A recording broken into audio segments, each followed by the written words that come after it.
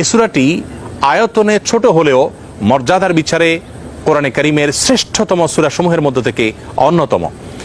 নবী করিম সাল্লাল্লাহু আলাইহি সাল্লাম এক হাদিসে বলেছেন, ইন্নাহা লাতা'দিলু সুলসাল কোরআন, নিশ্চয়ই সূরা ইখলাস এটি মর্যাদার বিচারে এবং সওয়াবের দিক থেকে কোরআন কারীমের 1/3 বা 1/3 সমতুল্য। বুখারীর এক বর্ণনা থেকে বোঝা যায় নবী সাল্লাল্লাহু আলাইহি সাল্লাম সূরা ইখলাস একবার পাঠ করলে কোরআন কারীমের 1/3 তেলাওয়াত করার সমান সওয়াব পাওয়া যাবে, সেটি বলেছেন।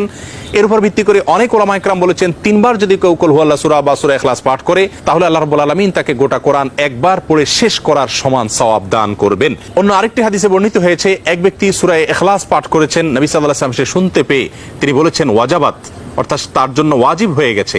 সাহাবা ইকরাম জিজ্ঞাসা করেন, ইয়া রাসূলুল্লাহ কি ওয়াজিব হয়ে গেছে? তিনি বলেছেন তার জন্য জান্নাত ওয়াজিব হয়ে গেছে, জান্নাত আবশ্যক হয়ে গেছে। অন্য একটি বর্ণনায় তিনি বলেছেন, যদি কেউ 10 বার সূরা ইখলাস বা কুল হুয়াল্লাহ সূরা পাঠ করে আল্লাহ রাব্বুল আলামিন তার জন্য জান্নাতে একটি প্রাসাদ নির্মাণ করবেন। মসজিদে কুবার একজন ইমাম নিযুক্ত ছিলেন, যিনি প্রতি রাকাত ফরজ নামাজে সূরা ফাতিহা পাঠ করার পর যখন অন্য সূরা মেলানোর অপশন আসে তিনি প্রথমে সূরা ইখলাস পাঠ করেন, এরপর অন্য সূরা পড়েন। সাহাবা ইকরাম এবং সেই মসজিদের মুসল্লিরা নবী সাল্লাল্লাহু আলাইহি ওয়াসাল্লামের বিষয়টি উত্থাপন করলেন এবং তারা জানতে চাইলেন কেন তিনি এমনটি করেন। সূরা ইখলাস এটি তো প্রত্যেক রাকাতে পড়াটা বাধ্যতামূলক নয়, সূরা ফাতিহার পর তিনি নিয়মিত এটি কেন করেন? সেই ইমামকে ডেকে নবী সাল্লাল্লাহু আলাইহি ওয়াসাল্লাম জিজ্ঞাসা করলেন এর কারণ সম্পর্কে। তখন তিনি বলেন, ইয়া রাসূলুল্লাহ, আমি সূরাটাকে